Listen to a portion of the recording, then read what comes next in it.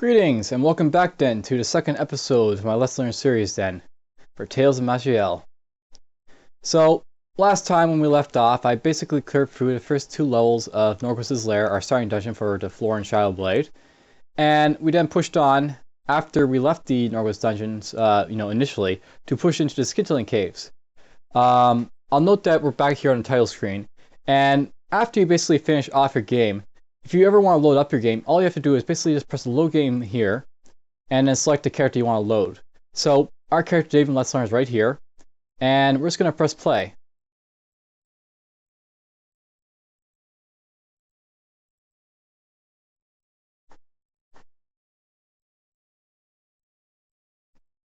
I'll note, by the way, that when you actually finish the game, you can actually just exit straight out of the game by pressing the escape key, and just pressing the exit game here. If you hit main menu, you can also go back to the main menu. If you hit either of these top options, it'll automatically save your game. So I recommend that if you're going to do these options, be very, very sure that you aren't necessarily leaving your character in a bad spot. If you're going to leave your character, say, in the middle of an instance where there's like a ton of monsters and you couldn't really remember what the heck your strategy is going to be to sort of survive the encounter, probably not a good time to save. You should definitely just, wait at the instance and try and figure out when a good time to save is. Usually maybe out on the world map where nothing can really touch you, other than, like, say, a hostile patrol or anything like that. Alright, so last time we sort of out here outside Trollmine, and we're going to go into the dungeon here. Before we go in there, actually, we're going to go this way, though. If you recall from when I was initially in the town of Shatur, we actually saw a regeneration infusion that I was possibly looking into possibly buying. We have money now, so this is a good time to possibly consider buying this ruin. So there's the strength ruin from before, there's the cunning one, and there's the constitution one. We're going to buy the regeneration infusion of sneak here. And basically, we're going to go to our inventory, we're going to press the infusion in ruins, and then we're going to actually use this ruin. Now, your character can have only up to a maximum of 5 infusion slots or mana slots, and these are all called inscriptions. You can use talent categories points, which you get every so often, to unlock more slots up to a total of 5, but initially we only have access to 3. Right now we're at our maximum. I have the options to replace my Mana Surge Ruin, my Infusion Wild, or my Regeneration Ruin, or I can just cancel replacing either of them. Right now we're just going to replace our Regeneration Ruin with the current one we bought, and we'll just rest up to get it fully healed, and now it's available for our use. So this is our new cunning-based Infusion Regeneration Ruin. What will happen is, whenever I use this, it'll basically go on cooldown for 12 turns, and for the next 5 turns after I initially use it, I'll get some life back. This will be almost double the amount I was getting back beforehand, so it's basically more or less a good buy. It also scales to the cunning stat, and the cunning stat is one of the main stats that Shadow Blades will increase. And we might just increase our cunning stat a little bit early on, just because we have that infusion, and it'll benefit that infusion, and also our character slightly as well. Alright, so we're going to go to the Trollmine. I'll note that this is, again, the starting dungeon for the Halflings and the Dwarves, and this is where they start. So, the Trollmine, as you can probably guess, with a name called Trollmine, is a dungeon that features trolls. It also features all the other casual stuff we've been fighting as well. There's a forest troll, we already saw one of those in the Norgos' Lair. There's a stone troll, though, that's a little bit tougher than the forest troll. You notice that, much like with the sort of fantasyist type of gameplay, these guys have a negative resist to them. So, it's worth knowing that, as you can see here, they still suffer from the sort of detrimental effects that old trolls sort of fear fire type of idea. I'll note that there's a forest troll down coming from this direction and this guy coming from this direction. I'm actually sort of in a bad spot because there's guys converging on all directions. What we're actually going to do here, we're actually going to just back up a little bit, and I'm noting that I'm sort of doing something called corridor dancing. What corridor dancing is basically, this tile here is the only way for stuff to get to me right now. When they funnel here, the rest of the guys can't go into these tree spaces because there's trees in the way. And all I have to do is just wait for them to get close, and just pick them off one by one as they approach. Alright, that's a stone troll somewhere. Oh, there he is. He got lost and couldn't find me. And then we just killed him, and we just push on. Here's a tower of previous scrap. This is, as you can probably guess from the scroll feature that I told you about, this is the basic lore item that you'll basically find in Trollmine. There's scraps on all the different levels. Notice that there's no real walls in this map. This map is very interesting because it basically is like an open forested area with just lots of trees growing all around.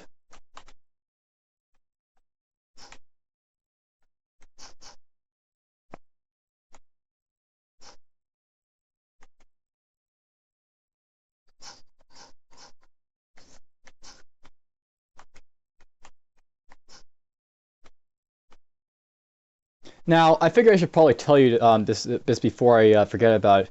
But if you ever have, say, a detrimental effect that's actually troubling you, even though poison isn't detrimental to me right now, is a good time to sort of explain this.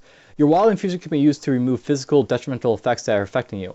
So if I click this, it'll actually instantly remove this effect, along with getting its benefits here, which is obviously cure yourself of physical effects and reduce all incoming damage after that for 4 turns.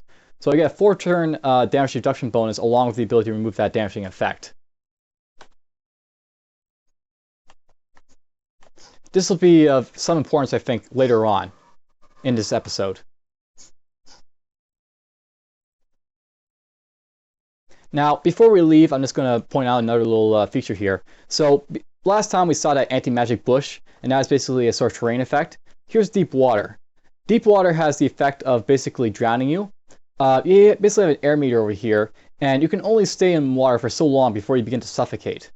And if you're stuck in water for too long, you basically start taking health damage after your air runs out. Luckily, there's not a whole lot of water here, and it's not really a big issue, but it's a good way to sort of explain what that does. Alright, we found some more stuff to keep and sell, so we'll just keep all this stuff, and I think we'll actually put on his rough leather armor. This will give us a little bit more retaliation damage. Early on, retaliation damage will be fairly effective. Not that great later on, but early on it's alright.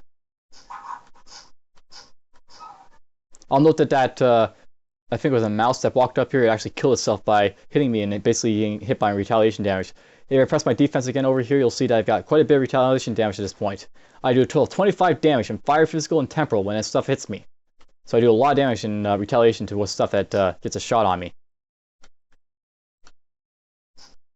I'll note, by the way, that enemies can also have retaliation damage. We haven't seen any yet, but they'll pop up sooner or later.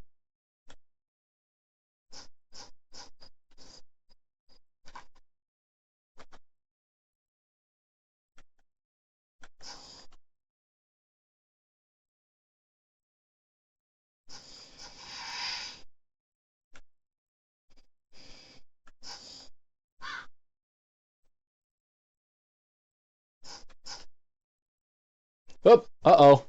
Alright, so we finally encountered something that's very, very dangerous. And this is particularly why I've been having such a tough time with Let's Learns recently. So, here is an example of an enemy. This is a guy who's got this sort of like, purple boundary around his borders. This guy's a rare enemy. He's rank rare. And what this means is this guy's got class talents, kind of like you. In this case, he's featuring class talents from the Doomed class. So if we right-click on him and press Inspect Creature and press Talents, you'll see he has Doomed type of talents. So Doomed is a class that basically you can play eventually. It's a very hard unlock, but initially, once you actually unlock it, it's a very powerful class. It's basically a merged version of a Peck Summoning class with a sort of Mage type approach. The Call's Shadows do a lot of damage and basically regenerate every so often. And then you also have these other stuff like Gesture of Pain or Willful Strike, which can do a lot of damage at range. So this guy's nothing to scoff at. He's really dangerous. And as you can see, he's also got a lot more HP than, say, most of these other guys around here. He's also level 6. So in this instance, we're in a bit of trouble. This guy could really hurt, and I have to take him out quickly. We're going to activate both our Wrath of the Woods talent here, as well as our Infusion Wild. And I'm doing this so I can get as maximum amount of damage reduction as possible. This guy could easily kill me if I'm not careful. If not by him, but by his shadows. And you'll see them sooner enough. We're going to use our Regeneration Moon right away as well. And you'll notice that he actually tried to get close to us. We're going to rush him. And we're just going to basically lay on him as much as possible before he gets a chance to kill us. And hopefully we'll be able to take him down.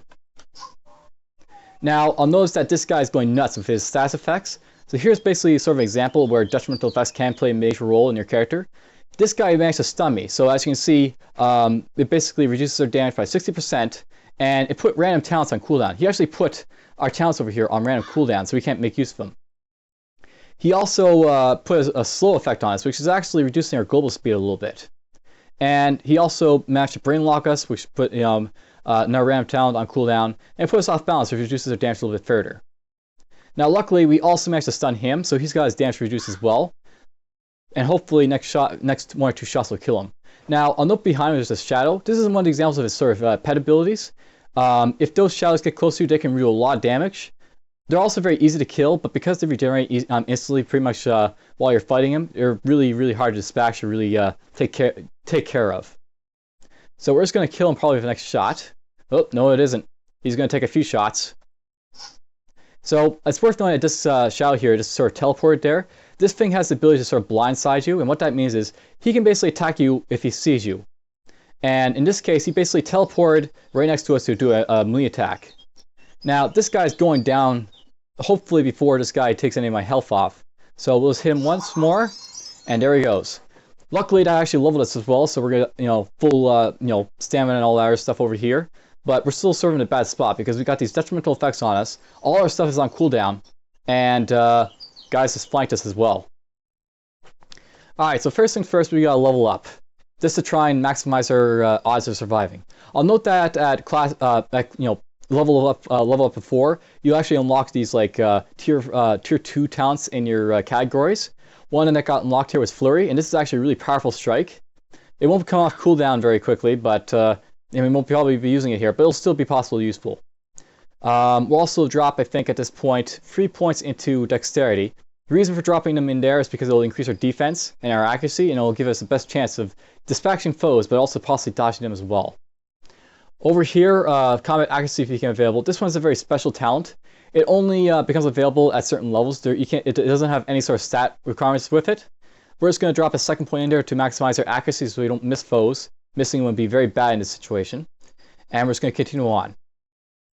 So we still got these detrimental effects. They'll soon go off, but their effects are going to linger for a while. Dirty Fighting might come off initially very quickly, but the rest of the stuff will be basically out of reach for us for the time being. So we're stuck with melee attacks here.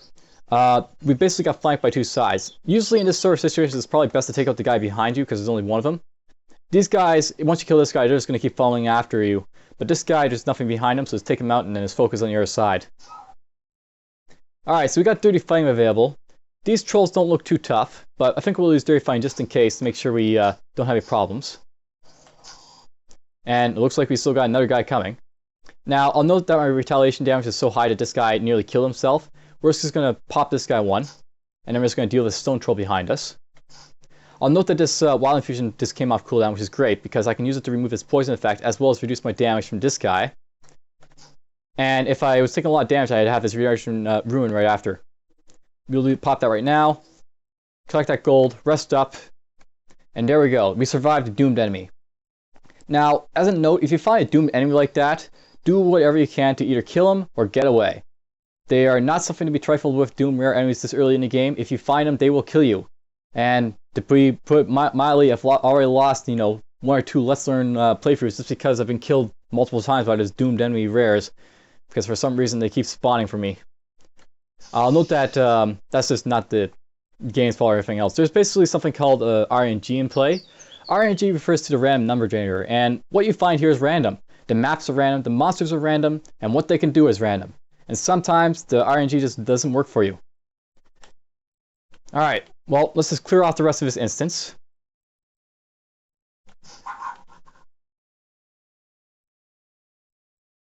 Now, we're actually going to backtrack at this point, much like we did with the other dungeons. But this time we're actually going to head back to one of the dungeons we were in. Also note that we picked up this sort of pink copper amulet here. This is actually an example of an item that was dropped by that rare enemy. They drop their own special items, and they can have special properties. In this case, this one gives us a chance to inflict damage reduction on enemies we hit, which should be very useful to us. It's probably even more useful than this Constitution increasing amulet right here, so we'll put it on for now. And we'll also get some resistances, which will help us out if stuff has elemental powers, such as that those elemental crystals that we're fighting in the Scintillating caves.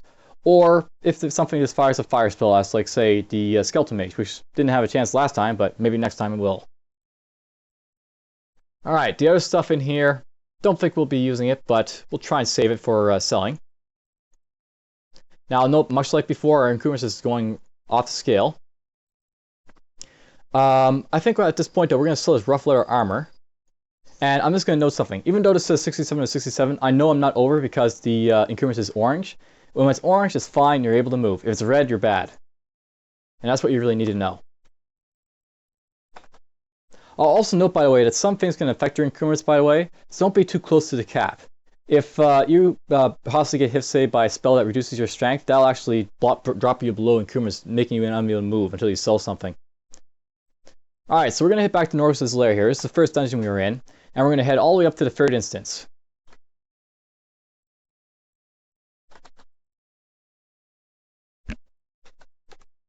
Oops, we press Z to go backwards. Note if you're already at the exit of where you're going, it'll just send you right back to the other exit that you entered from. Alright, so this is the third instance of Norgos' lair, and this is, of course, the end instance of this, this specific dungeon. Norgos' lair on level 3, the boss will spawn, and this is the same for all the other starting dungeons. Trollmine is a little bit special, but we'll get to that when we get to that. In a way, it's the same as the other ones, but it has something special about it. So we're going to wander around until we find a boss, and he's a little bit special. So he'll pop up like a sore thumb when we see him.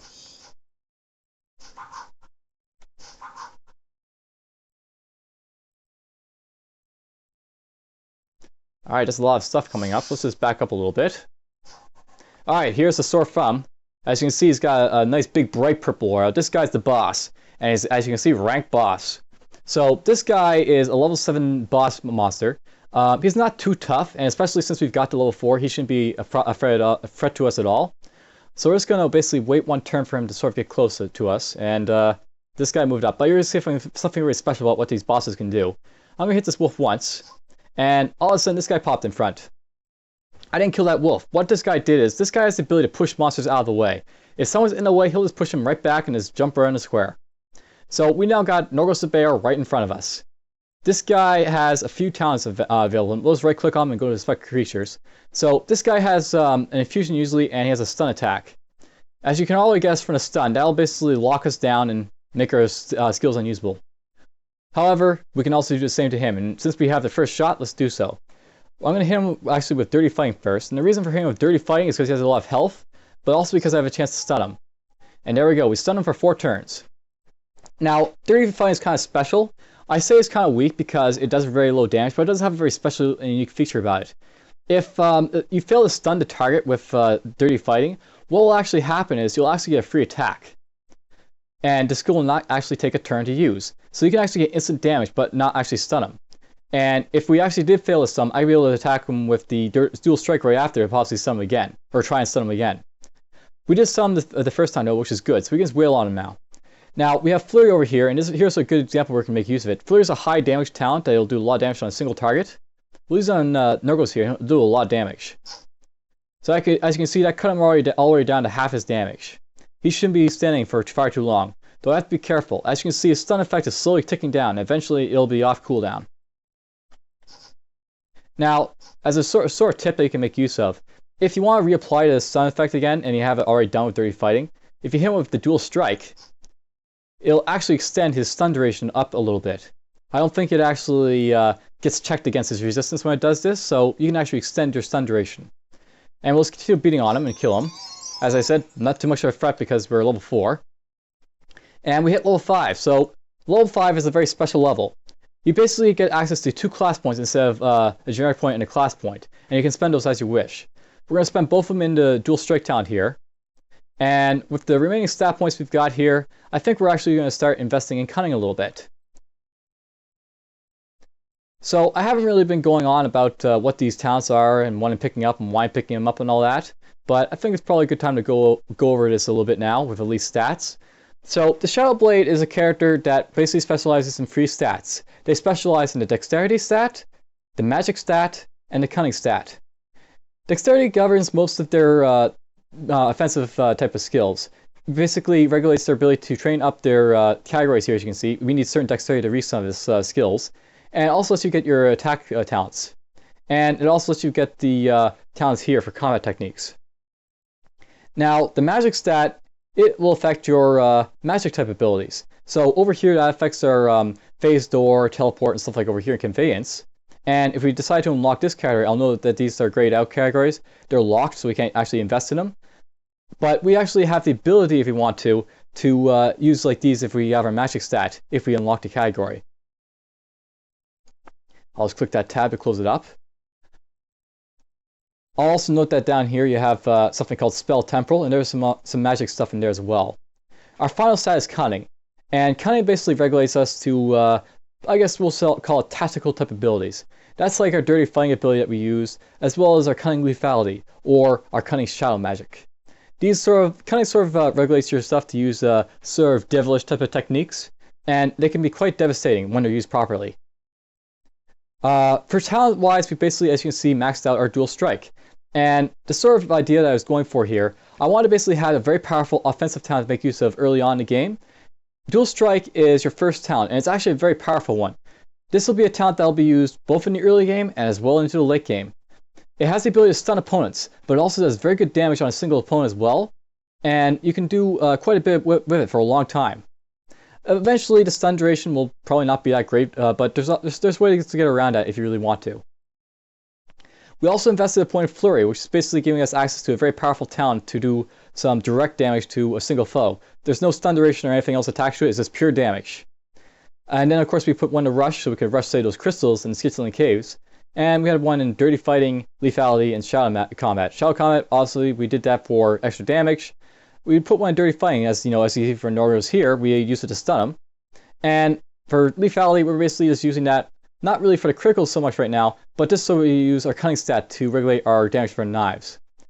We're putting some points here in Cunning now, just so I can raise up the damage output with my knives, since I don't need my strength stat, but also so I can unlock some, so we say, Cunning abilities. Like, say I want to invest in this Charm Mastery, I need 20 Cunning to be able to do so. So once I get this up to 20, this left figure over here, I'll be able to put a point into Charm Mastery. I'll also gain access to putting stuff in like Shadow Cunning over here, or in Shadow Feed, once I get the level and the Cunning requirements for it. So that's the sort of general plan I was going for early on. I do have a sort of long-term plan as well, but we'll get to that a little bit later on, as we sort of push out of the early dungeons. Now, I'll note that there's a special Rod of Recall right here. This is a special item that drops on the very first boss that you kill, whoever that might be, with whatever character you might have. Once you pick it up, it basically interacts with a couple of things in game, and it's also useful for getting out of a dungeon very quickly. And we also got the Unerring Scalpel, which is very cool, because that's a dagger. So you found a Rod of Recall. You can use it to quickly get out of the current zone and return to a world map. And I'll demonstrate that once we're done with this place. Now, I'll note that our Kunis just straight up went over maximum there, but oh well, we'll worry about that in a bit. We also picked up this Unerring Scalpel, and we're actually going to wield that immediately. We'll put that in our main hand. And I'm actually going to take off this dagger here and put on the Paradox Dagger in that hand. We actually found a better linen cloak, so we'll put that on. Uh-oh. Oh, we got killed. Well, I'll note that, by the way, when you're doing stuff in your inventory, it is possible for monsters to attack you. In this case, some snake popped up and said hi, and basically killed itself by hitting me for retaliation damage. Let's go back in our inventory here. So we basically picked up this Cinder Iron Gauntlets. I'll note this has a +3 strength modifier to it. We probably want to put that on over this one here, just because it more or less offers the same thing, except it also offers resistance to fire, and fire will be very useful to us. Oh, I'll note, by the way, that we need Talent Armor Train to put this on, so I guess it's not as useful to us right now. We will ignore that then. Alright, so we got encumbrance problems. We have to deal with that. So I should probably look in here to see what is like a heavy item that I probably won't really care about too much of selling. I'll note that white items are usually worth less than green items, and then higher colors that you might higher rank color items that you find will be less than or they'll be worth more than green ones. But for now, we only got green and white, so we'll just sell these white ones that we have here, and hopefully that'll be enough to make enough space for us.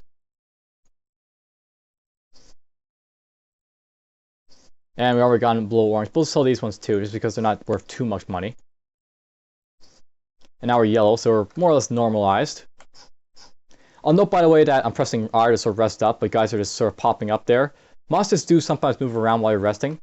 So don't feel that if you're able to rest, nothing will touch you. Eventually stuff will pop up and say hi if you're not careful.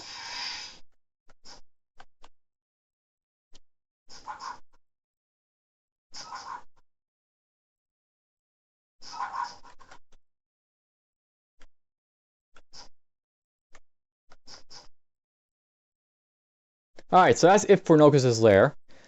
We're going to press the page down key, because this is where I have my Rod of Recall hotkeyed. We're going to press it once.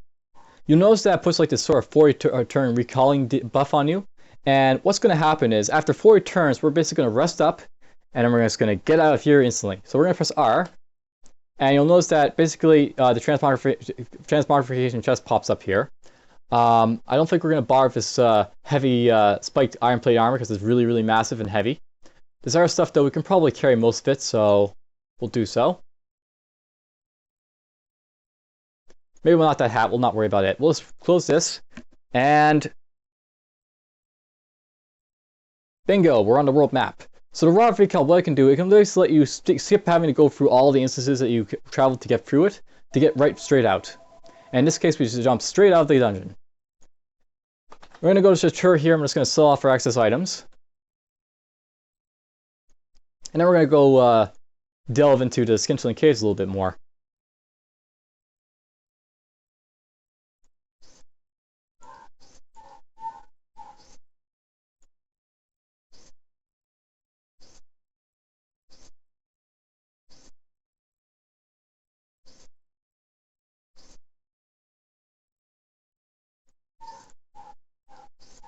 Now, I'll note that I'm not going to be spending a whole lot of time just showing you selling off this stuff eventually on later in the game.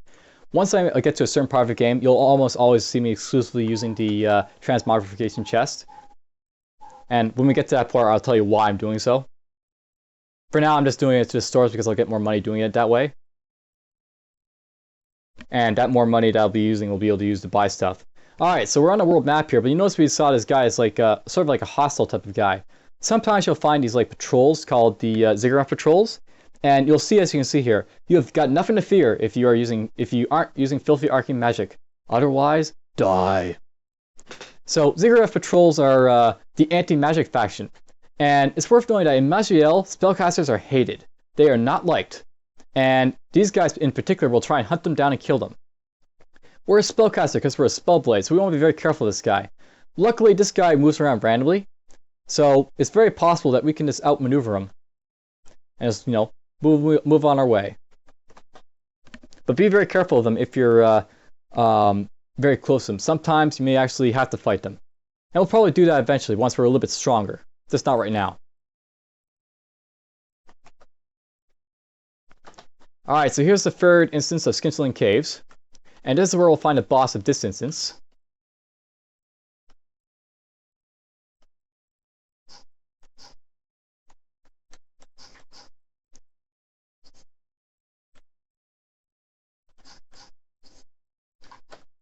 There's a bit more of that journal. Alright, so we got a right crystal off here in the top, and he's firing a bolt at us. We'll just move up to avoid that shot. And apparently he just zapped away. Oh, well, look at that. There's the boss. So here is the Spellblaze Crystal, and he's the boss of the Scintillating Caves. And much like the other crystals, he's movable. He doesn't move at all. However, he does have the ability to phase door, so he'll pop around when you least suspect it. Now, this guy can be kind of dangerous. He has the ability to cast spells, and he does so quite wildly. But luckily, we can probably avoid getting real close to him just yet. We'll just go down in this sort of direction here. And I'll notice they actually fired off a shot at us, but we'll be able to dodge that by just moving this way a little bit more. And now we're out of line of sight. Now we're just going to go up this way. And I'll note, by the way, we've got a bandit over there. He's an enemy that we're going to have to deal with before we can go after the Spellblaze Crystal. So just going to wait for the bandit to pop up. And there he is. And then we're going to kill him. I'll notice, by the way, it says infusion saturation on this guy. This guy actually used an infusion, much like we just did here. When you use an infusion, it actually saturates your character. And what the infusion saturation does, it actually extends the cooldown of the talents that you use after that are infusions. So I'll just kill this guy and show you that. So if you use like a regeneration infusion right here, for example, you'll see that you have this infusion saturation. And when you use more infusions, what will happen is it'll actually extend the cooldown of the infusions that you use. And hello, you're right there now.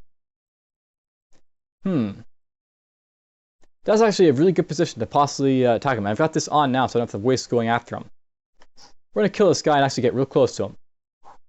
Alright, so this guy, he's not very good once you get in, when he's in melee range of you. He doesn't have any real melee abilities, he just has spells. As you can see, he's firing off a spell right now, the Elemental Bolt. We'll sidestep that to avoid it. And I'll notice that he actually fired a second shot at us, the Soul Rot spell from before. And this guy fired a shot at us as well. This guy's also movable, but he has poison type spells eventually once he levels up a little bit. We're going to remove that slow effect with the Wild Infusion. And we're going to activate a Raft of the Woods. And the first thing we're going to do to this guy, we're going to hit him with Dirty Fighting, and that'll possibly stun him. So the Spell-Based Crystal's been stunned, and as much like with Norgos, his stuff is going to be on cooldown. If you right-click on him, you'll see that he has all these spells. You don't know what's on cooldown specifically, but we know that he used Soul Rot. He used Phase Door more or less very recently, and he fired the Elemental Bolt. So more than likely, he only got access to his Flame, Ice Shards, and maybe the Mana Surge Rune for use on his character. And some of them just possibly get stunned. Alright, we're going to basically follow up with a more or less similar pattern, even though we don't have Dual Strike. We'll just flurry him. As you can see, he doesn't have much health left. He's not as strong as Norgos in any shape or form. And let's kill him. We level up on him, but we'll have to kill this guy first. And that guy's up there too, but we'll just avoid his shot and go pick up the items. So we found the Summertime File. That's an artifact we just picked up from that guy, and we leveled up. I think since we level up, we'll go deal with that first. So I'll note that we basically have enough cunning right now to pick up Charms Mastery. I obviously picked up some item that boosts my cunning stat. I'll note that your cunning stat, your left one is basically your modified cunning stat, and it actually plays into what skills you can invest in. Your first one's your base stat, and that's basically how much of a talent points that you've actually invested in the actual class. So this Constitution stat, for example, starts at 10, and this also probably started at 10, but it also gets buffed up by the class, and I also invested a whole bunch of talent points in there as well. So 22 is currently what it's at right now, on top of the base and on top of what I've already invested. Anyhow, let's look at what we can do here. So I'm going to invest 1 point in the Charm Mastery over here. And the next thing we're going to do, we're going to invest another class point into Dual Weapon Training. And this talent over here, Dual Weapon Training, when I said that you basically have a negative offhand damage modifier to your offhand weapons, this Dual Weapon Training talent here will actually increase your offhand weapon damage back to full damage. So as you can see here, the first talent point boosted up to 67%, so a 17% increase in the total damage you can do. For the rest of our talent points, I think what we're probably going to do, we're just going to drop a couple into Magic, and we'll also drop one more into Cunning.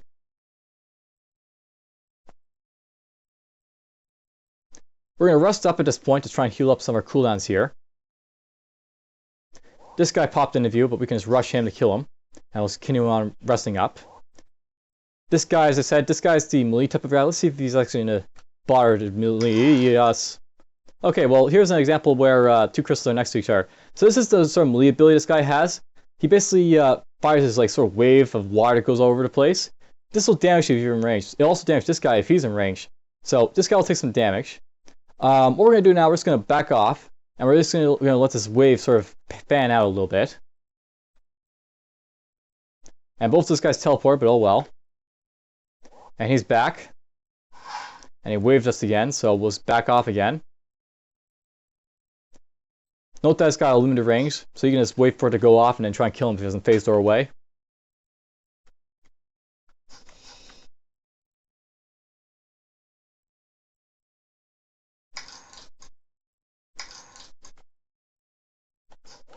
Pretty much just walked up to him. And you can do that with a lot of these crystals if you want to eventually. My character is probably strong enough at this point that I don't really have to worry so much about the damage output. And I do enough bump attack damage that they just die in one hit anyways. Outside of that boss, of course, which had a little bit of HP to it. There's the final piece of that research journal, I think. That's the last piece that we had to find. We'll rush this guy, get rid of him. We found Bill's tree trunk. That's another artifact, one that we can't use, but it'll sell for some money.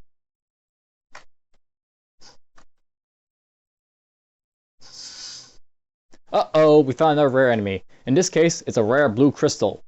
And this guy's actually an alchemist, and I know this because he's got a golem.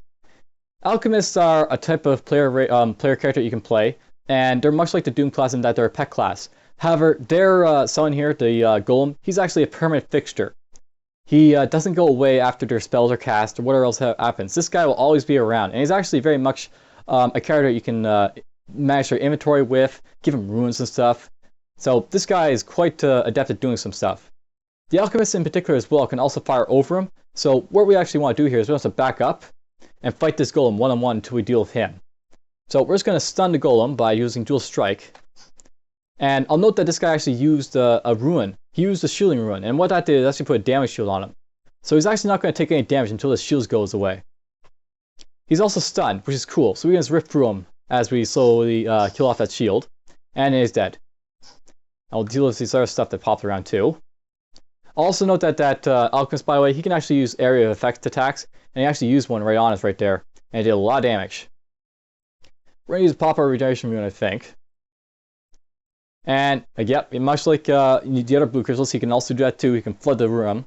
But this guy in particular is really dangerous, so we're actually going to risk trying to get close to him to try and kill him. We're going to rush him, and we're going to suffer the effects. So what this sort of wave effect does, it basically damages you a little, but also applies this wet effect.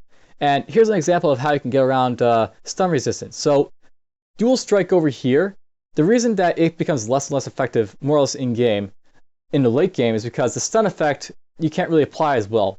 If you have something like this wet effect from an item or from his talent, it'll actually half the opponent's stun resistance, so you can get your stuns on him much easier. So this guy just hit me with, this wet effect, and I have to worry about him possibly stunning me. I also managed to daze him with my rush, and that's sort of like stun, but it's very weak. Next thing we're going to do, we're just going to flurry him to get rid of him real quick. And everyone's going to deal with his little buddies over here.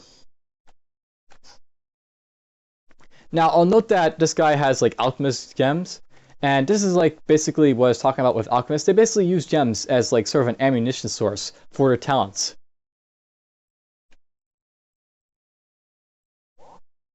Alright, it sounds like there's still an enemy around, and there he is.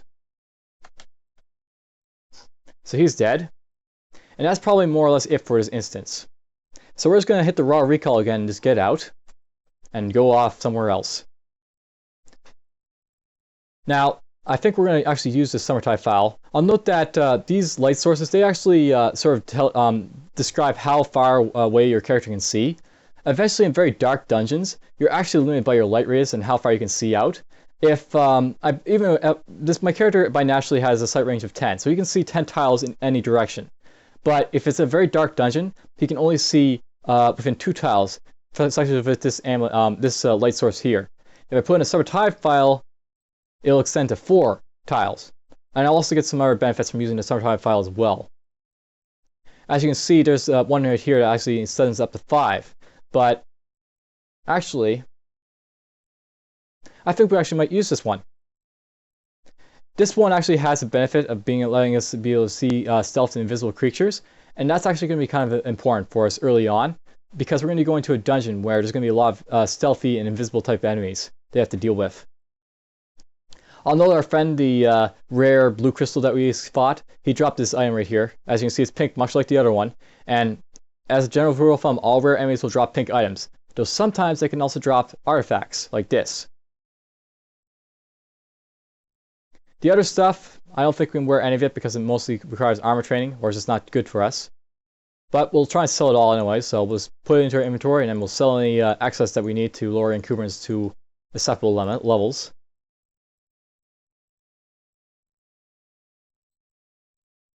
And as you can see, we popped over the encumbrance, so we'll have to sell some stuff. I think we'll sell this linen cloak. And I'll note, by the way, that down here you can see how much gold you're gaining for each item you sell. We've actually run out. Oh, yes, there's one right here. But copper rings are usually worth a whole lot more, so it's usually not worth selling them over other items like this. So we still have a bit of an encumbrance problem, so it's time to sell off something else. I think we're actually going to sell this Iron Helm of Strength. And that brings us down to a acceptable encumbrance so we can get out of here.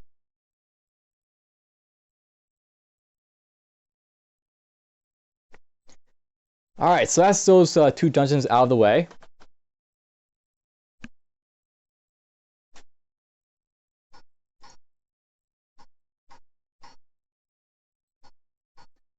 And we're just going to go up to, let's say a swordsmith down here, why not? And we'll sell our items there. Oh, look at this. Now, it's worth knowing that sometimes in these starter shops, you will actually find items that are possibly worth your attention. In this case, a Spectral Blade actually spawned. And if you notice, it's this powered by arcane forces. This is actually an example of an item that we could give to that novice mage out in the world map. Now, I can't really buy this because it's got a huge exorbitant price of 554 gold, when we're nowhere near able to purchase that. But it's an example of where you could possibly find good items eventually for your character. The other stuff will sell.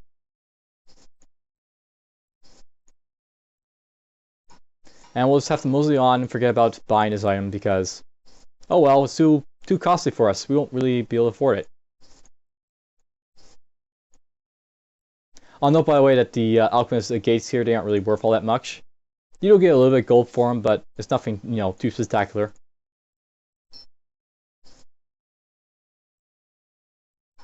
I'm going to keep the summer type file, but I will get rid of this scorching brass iron that we don't really need anymore. That'll reduce our retaliation damage a little bit more, but as I said, that's not too important.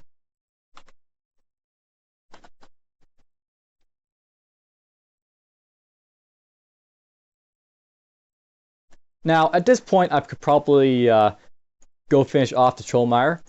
And there's another Ziggurat Patrol, so we'll have to navigate away from him. And I'll also note that I'm using the mouse click to get around. If you are mouse clicking around and an enemy is spotted on the way, it basically acts like the auto rest and it'll actually stop you. So that's why I'm stopping every so often. So at this point, I'm level 6, and I'm actually feeling that, you know, that we could probably go into some of these more advanced dungeons. It's worth knowing that these starter dungeons, like the one over here, the Heart of Gloom, or Kor'Pul, or the one down there on the left side of the Scintillating Caves, they're basically starter dungeons, but they're a little bit harder than the initial ones you started in. And generally, I think the Kor'Pul one here is probably the easiest one. So we're just going to just go through a couple of instances of this dungeon. And already we found one of the reasons that this dungeon is hard. So here's a Skeletal Warrior. So we've already seen a couple skeletons already, but in this case we've actually found a Skeletal Warrior, and this guy is really dangerous.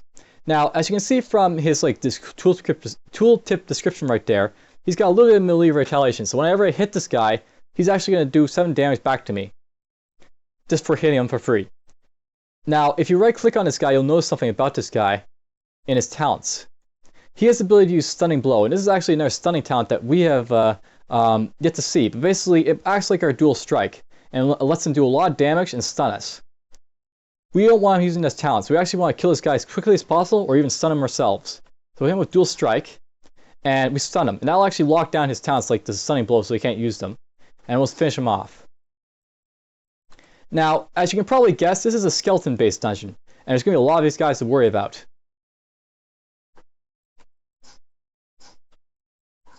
In particular, we'll find an old friend that is very dangerous to fight the first time.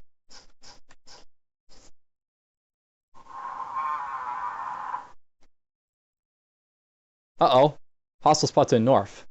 But I don't see anyone to the north. So here's an example of another stealth enemy, and there he is right now. We moved up one, and there he was. But we'll just kill him and be done with him.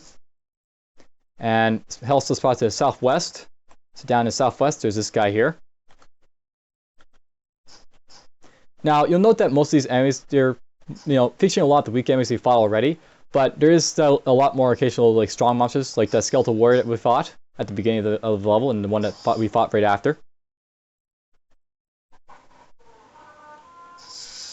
And you want to be very careful of them, because usually when you find those tough monsters, one of them is enough to kill you if you're not careful.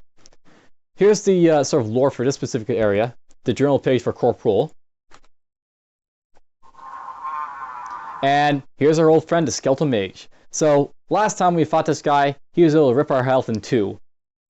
When fighting a spellcaster, especially in an open room like this, the best thing you can possibly do is say hi and back off.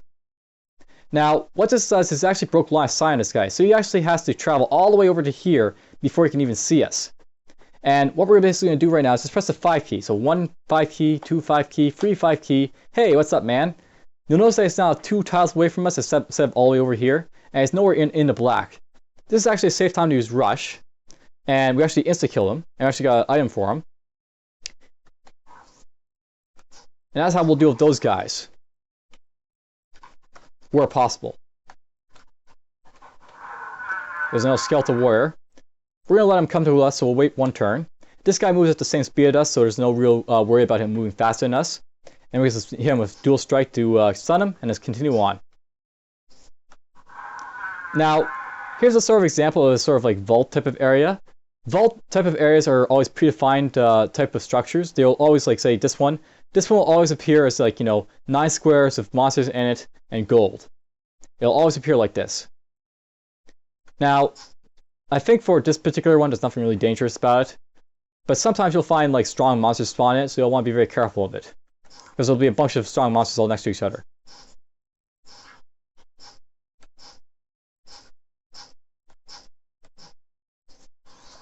And we can just pick up all this gold for our use.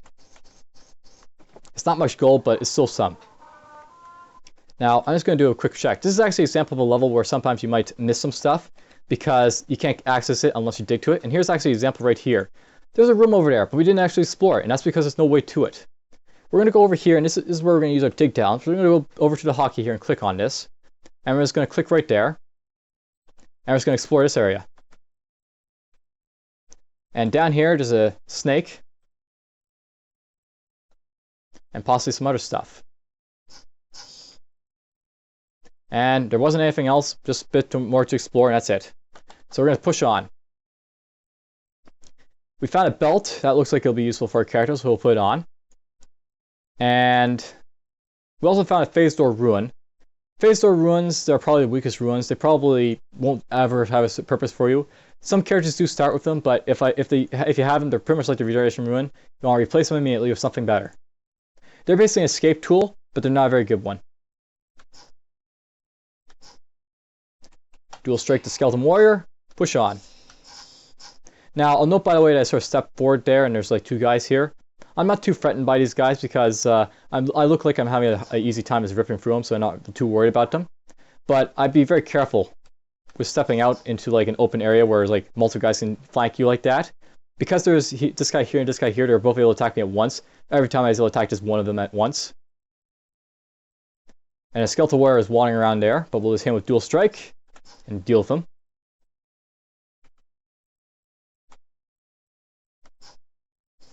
I'll note that sometimes you'll find these sort of like predefined rooms like this. You'll always find like this sort of setup in sometimes in some of the dungeons that you'll visit.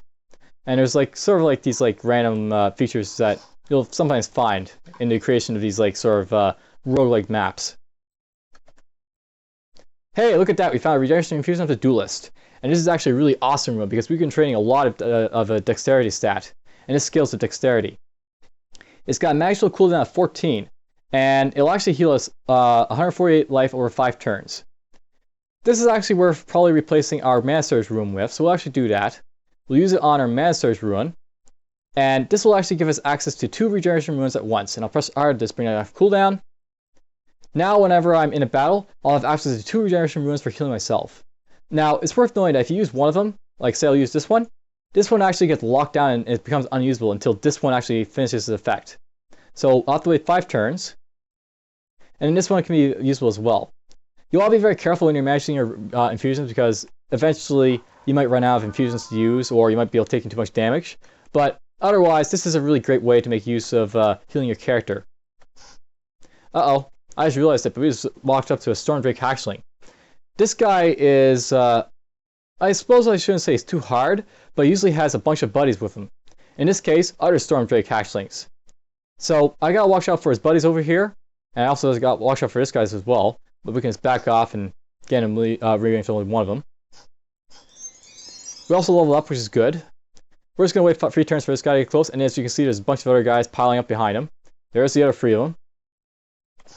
Now, these guys in particular have a very special mechanism. And as you can see, this guy walked up here.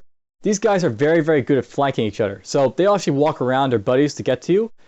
They don't have Navy SEAL precision. They won't like flank you all at once. But they are smart enough to get around each other to try and kill you.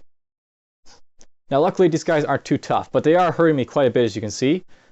Overall these guys, each one does quite a bit of damage, but we got regeneration runes, so we'll just make use of that to deal with them and to push on. We leveled up to level 7, so we can invest a little bit of talent points here and there. We're going to drop 1 talent point in Phase Door over here. We're going to increase our cunning stat a little bit more. And we'll drop one more class point, I think, into dual weapon training up here. Now, I'll note I'm raising up my dual weapon training because it'll increase my overall damage. I'm doing this early because it'll increase my damage output. Because in this game, I find that the best defense is, as the old saying goes, a good offense. And we have a good offenses with both this talent dual strike here, and it's even 1 point invested in flurry. Uh-oh. Remember when I was talking about that Storm Drake hatchling? They come in different elements, and here's a Fire Drake hatchling. So we're going to wait for this guy to sort of get close, and he's actually got another buddy, the Skeletal Warrior. So in this case, we have to deal with the Skeletal Warrior real quick. And you'll note that they'll walk around their other buddies much as they like to walk around each other. And as you can see, we now got two of these guys on our flanks. We're just going to back up at this point, so we only fight one-on-one. And we'll heal up a little bit.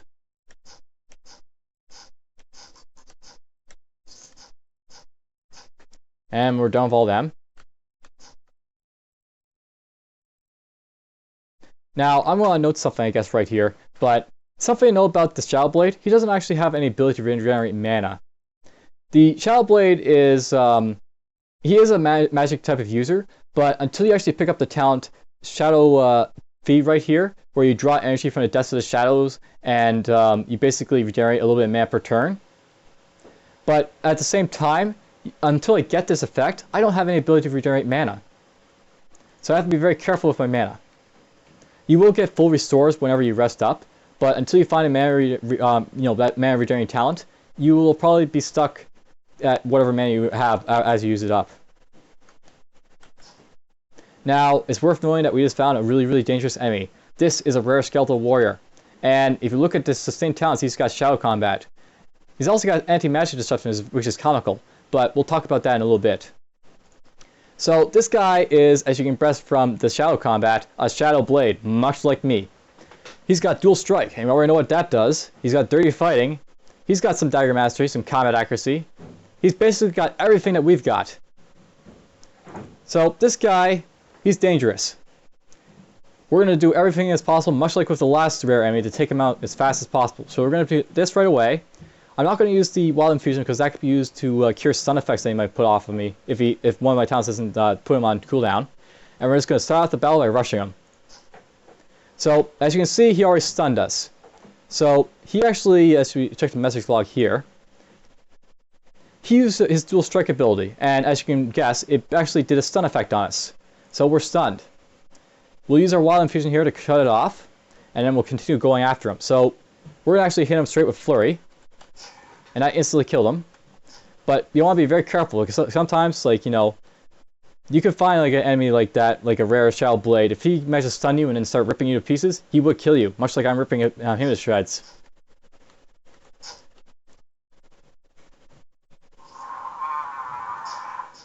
Now, it's worth knowing, by the way, that my mana is running down very, very quickly. This is because I have the Shadow Combat ability over here. I'm actually thinking about we'll turn this off. And the reason I'm turning that off is because I'm going to basically save my mana until we find a foe that's actually worth using it on. My damage at this point at level 7 is more or less capable of taking out these guys, so no big issue in just regularly attacking them. As a probably important note to know as well, that's actually still going on. I know why. Remember when I put this on all use when no enemies are visible? This is actually where it's actually turned back on, even actually turn it off, because it's automatically set to turn back on when no enemies are visible. We're actually going to right click on this again, this skill down here, and just press disable. And I'll disable it so it'll no longer be automatically used. And let's turn it right back off again. And we'll rest up. Now, I should probably note, you're probably wondering, why is my mana going down now? It wasn't going down for the past 7 levels. Remember how you had that Master's Ruin? That Master's Ruin, as I said, was kind of like your mana potion. Once you take that off your cooldown bar, the Shadow Blade doesn't have a natural mana regeneration. So he actually starts using up mana every time he uses that Shadow Blade tactic there. And he's not regaining anything because of the Master's Ruin. You're passively or actively make use of. Now, once I find that Shadow Feed ability, or you can also find some items that increase your mana regeneration, it will start going back up again. But until we get that, we'll be unable to really make use of it. Okay, we just saw something that's really, really devastating. Here is a cursed snake. As you can see, he's got this ability called Rampaging. And Rampaging is basically a super-powered attack sustain that can go off. While this guy's Rampaging, and we'll inspect him. So, you enter a terrible Rampage for 5 turns, and up to a maximum of 8 turns, destroying everything in your path. Starting your Rampage is instantaneous. You may also enter a Rampage 50% chance when you're hit for more than 8% of your life. So even after this guy loses his Rampage, I might just activate it again by hitting him really hard. So any talent, ruin, or infusion used while Rampaging is a distraction, so it reduces Rampage's duration by 1. But while it's in effect, he moves at 140% movement speed, and his attack speed is even faster than normal. So this guy will be able to get multiple attacks on me, and there's no way I'll have any hope of outrunning him. I do have this guy in a way, luckily, and rare enemies aren't like bosses, so they won't push through me. But I've also got retaliation damage on, so this guy will eventually basically kill himself by hitting me. Alright, so this guy actually used a special ability on me. He used Dominate. Dominate is basically a very special ability that cursed have, and it basically locks down an opponent. I can't move. If I try and use the numpad keys, you'll see unable to move. So this guy actually locked me down, and now he's ready to go in for the kill. At this point, we're actually in a little bit of trouble. So we're actually going to use the Wrath of the Woods, and we use the Wild Infusion here. And we're going to actually activate one of these regeneration runes prematurely, even though we're at full health. Because this guy is going to start ripping into us. We're going to hit him with Dual Strike as quickly as possible and hope he gets a stun effect. And I'll note that he's got this special effect on us now called Stalked. And what this does is he's actually getting bonus damage now because he's hit us twice. Luckily though, he's about dead, so let's kill him and be done with him. Now, luckily that was a snake that had that cursed, that cursed class. But sometimes you might find a more deadly enemy that has, shall we say, more stats, like say a Skeletal Warrior, and then that'd be really troublesome. Enemy could be turned into a rare. It could be a Shadow Warrior, it could even be a Skeleton Mage. So be very careful. Oh, and here's a really dangerous situation. So here's a Skeleton Mage and a Skeletal Warrior at the same time. If I try and move backwards, this guy will fire at me. If I try and move forwards, this guy will come up. But he's only one tile back here. So in this scenario, we're actually going to hit the Raft of Woods, and we're going to rush this guy. Now, this guy is dazed, and he probably has like 1 or 2 talents maybe on cooldown as a result of that daze. He's also almost dead. And luckily, this guy was blocked by one of these guys, so he won't be able to get up to me real quick. We'll finish off the Skeleton Mage, and then we'll back up one. And then we'll slowly finish off these guys as they pile in on me. And here comes the Skeletal Warrior, so we'll use our Dual Strike on him. And it will finish him off. And then we'll just continue on exploring the level.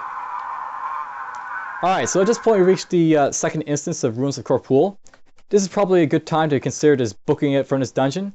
And next time we'll just come back, and maybe we'll do the other 2 hard dungeons, the Harvest of Gloom, or the Valoran Camp.